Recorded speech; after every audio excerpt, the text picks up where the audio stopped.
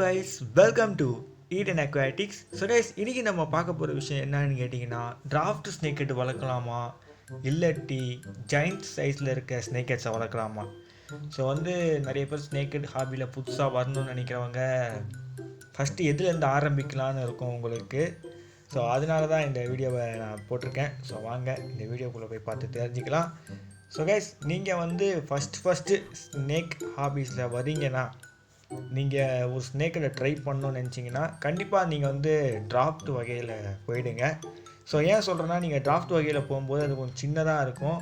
So நீங்கள் ஒரு சின்ன டேங்க், ஒரு 2 இல்லை 3 ஃபீட் டேங்க் கொடுத்து, ஸோ அந்த டேங்க்கில் வச்சு நீங்கள் ஸ்னேக்கடை வளர்த்தி, ஸோ அந்த ஸ்னேக்கடோட பிஹேவியர் எப்படி இருக்குது அண்ட் அதை எப்படி மெயின்டைன் பண்ணுறதுன்றதை நீங்கள் கற்றுக்கலாம். ஸோ நீங்கள் டக்குன்னு ஒரு ஜெயிண்ட் சைஸ், ஒரு 2-3 ஃபீட் போகிற அளவுக்கு வளர ஸ்னேக்கெட்லாம் வாங்கி நீங்கள் வளர்க்குறீங்கன்னா, ஸோ அதுக்கு நீங்கள் டேங்க் பெருசாக கொடுத்தாகணும். ஸோ அதுக்கு நீங்கள் செலவு அதிகமாக பண்ணுற மாதிரி இருக்கும். இதுவே டிராஃப்ட் வெரைட்டினா கூட நீங்கள் ஒரு 3 ஃபீட் டேங்க்கில் வச்சிடலாம்.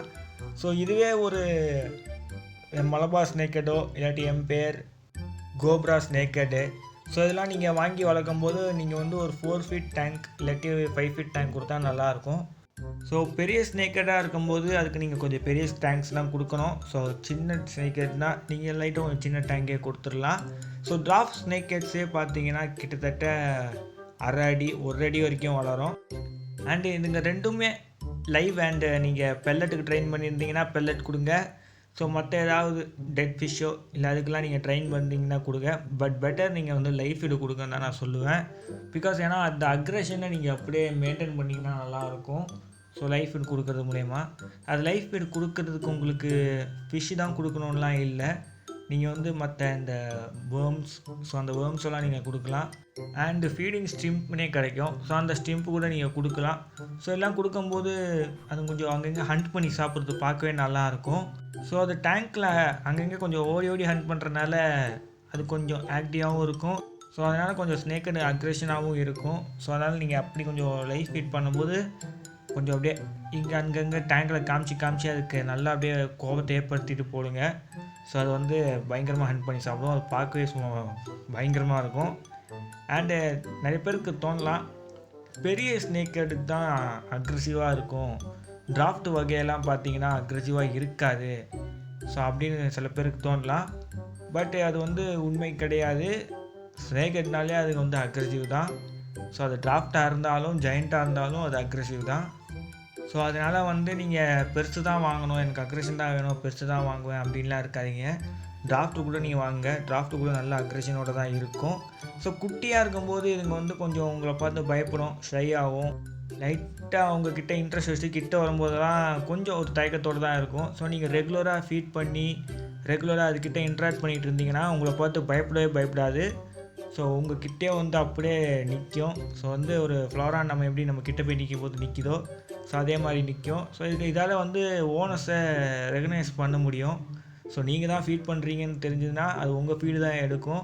ஸோ நானும் ஸ்னேக்கடை வளர்த்திருக்கேன். ஸோ என் ஃப்ரெண்டும் வளர்த்திருக்கான். ஸோ நாங்கள் தான் ரெகுலராக ஃபீட் பண்ணுவோம், என் ஸ்னேக்கடும் அவனோட ஸ்னேக்கடும். ஸோ வீட்டில் வேறு யாரோ ஃபீட் பண்ணாங்கன்னா அது எடுக்கவே எடுக்காது ஃபுட்டு.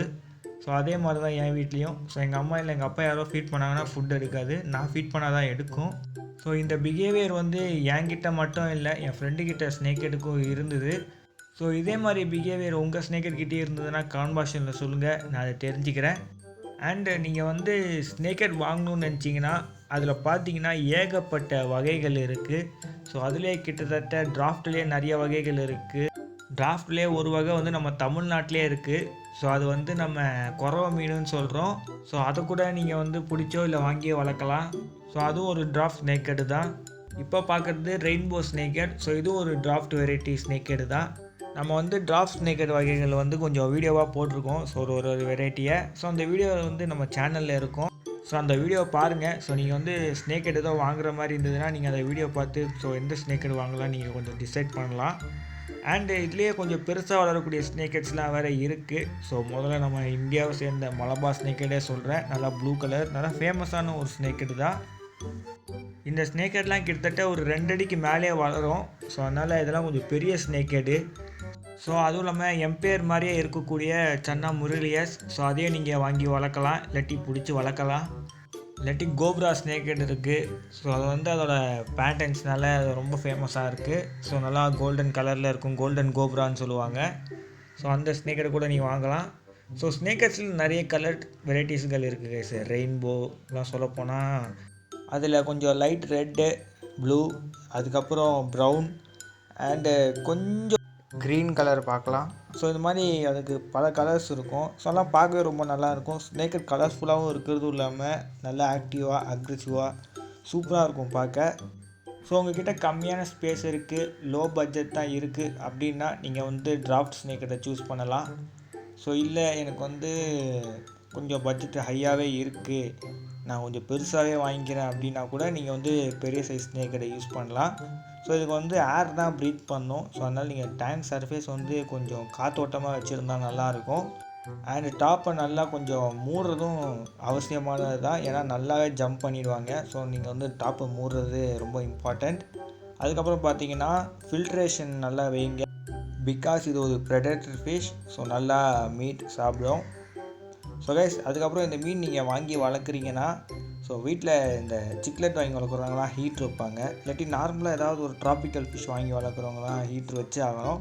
ஸோ இது நம்ம ஊர் மீன், நீங்கள் இதுக்கெல்லாம் ஹீட்ரு வைக்கணும்னு இல்லை, நம்மளோட கிளைமேட்டுக்கு சூப்பராக அடாப்ட் ஆகிப்பாங்க. ஸோ தண்ணி கோல்ட் ஆகிடுச்சுன்னா அதில் இருப்பாங்க, தண்ணி லைட்டாக வார்ம் ஆகினா கூட அதில் சர்வைவ் ஆகிடுவாங்க. ஸோ நல்ல ஒரு ஹார்டியான ஃபிஷ் தான், பிகினர்ஸ் தைரியமாக சூஸ் பண்ணி வளர்க்கலாம் ஸ்னேக் ஹெட்ஸ் எல்லாம். ஸோ நல்லாவே உங்கள்கிட்ட சர்வைவ் ஆகும். ஸோ நல்லா பார்த்துக்கிட்டிங்கன்னா ரொம்ப நாள் உங்கள் கூட இருக்கும். ஸோ இந்த வீடியோ வந்து யாரெல்லாம் முன்னாடி ஸ்னேக் ஹெட் வளர்த்திருக்கவங்க வந்து பார்த்துருக்கீங்களோன்றதை கமெண்ட் பாக்ஸில் சொல்லுங்கள். ஸோ நீங்கள் ஸ்னேக் ஹெட்ஸ் வளர்த்திருந்தீங்கன்னா அவங்களோட எக்ஸ்பீரியன்ஸும் இந்த வீடியோவில் ஷேர் பண்ணுங்கள். ஸோ மற்றவங்களும் தெரிஞ்சுப்பாங்க. மறக்காமல் இந்த வீடியோக்கு லைக், ஷேர், சப்ஸ்கிரைப் பண்ணுறேங்க. See you in the studio. Bye bye guys.